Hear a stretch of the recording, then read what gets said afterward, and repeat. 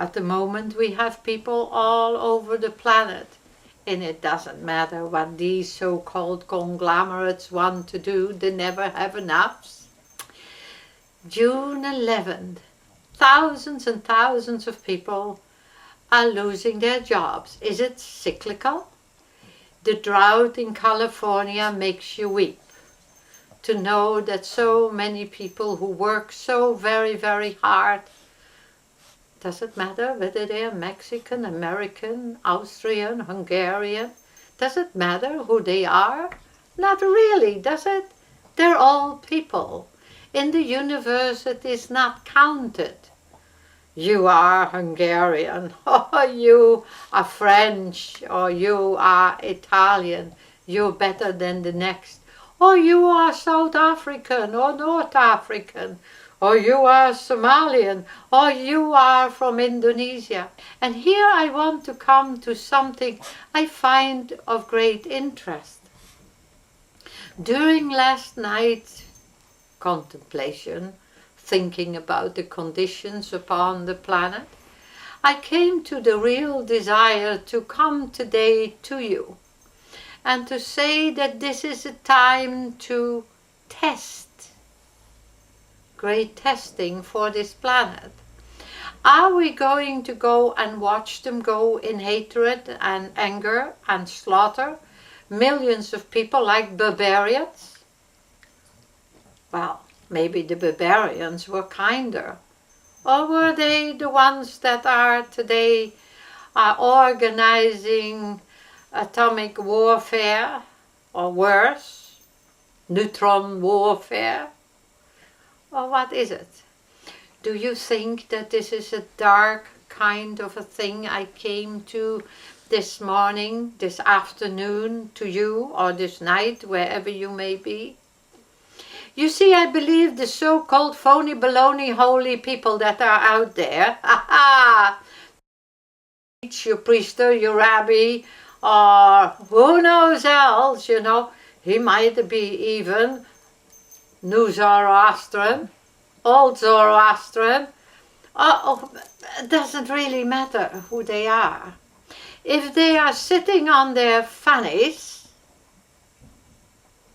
and block themselves away from all of you, and it might be some women the same, and they are out there pretending to care, that they are out there to do whatever, but in real reality they haven't come to love. You see, I have lived amongst you and existed amongst you for so long, and oh yes, I have a reputation, and no doubt, of standing up for the so-called underdog, of the so-called suffering. Remember, I have there told over and over, and I tell it to you again. Just to remember this, as I tell it to you. As you are out there upon a field, no tree to be seen, and there sprouts up this branch, this stick, and it stands there and it withers the year, and it grows. And then there comes the winter, and it even survives the cold, hard winter. Then comes spring, and when spring has arrived, there comes this other tiny little twig off the branch, and on this tiny little twig there comes a blossom, ever so beautiful, ever so pure, so fragrant, standing there, shivering, trembling in the wind, standing there when the rain comes down, sitting there when the first sun strokes and dries it again, standing there,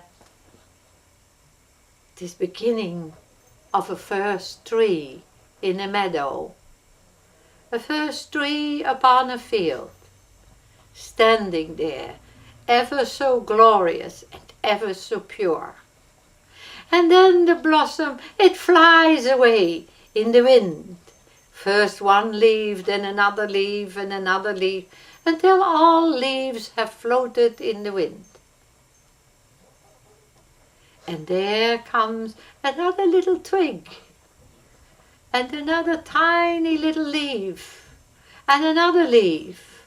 And these two leaves sit there on this wonderful, wonderful beginning of a tree, standing in the rain, standing in the sun, standing in all changes. And they endure. They endure on this tree.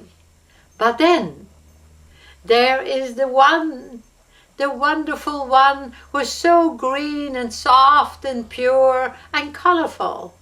And there is the other one, a little tough, a little hardy.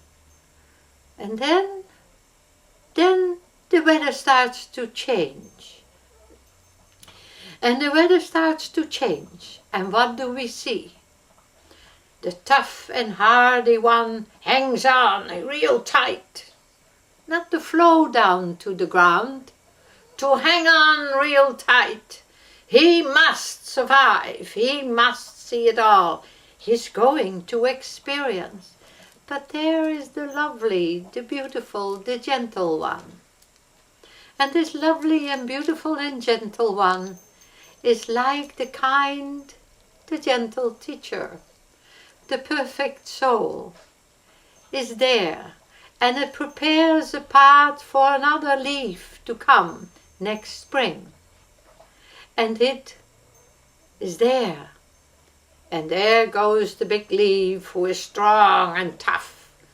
And the wind comes and takes it, and he flows and flows in the wind and falls to the ground. No one noticed that leaf. No one remembered this leaf. But then, lo and behold, the other leaf, it lets go and prepared the path for another blossom, for another leaf, for the next spring to come. And there it goes. And it flows gently as the breeze takes it and takes it and takes it and takes it, and then it rests upon the ground. The passers-by who came from bird to big animals to people, they all noticed the colorful, the lovely leaf, and they remember this first leaf of so many years, of so many times. Is it an awakening? Is it laying a path of love, of perfect energy? What has this to do with the times you're in, you ask? It has to do so much. For this simple reason. You have life for everlasting, as I told you so many times.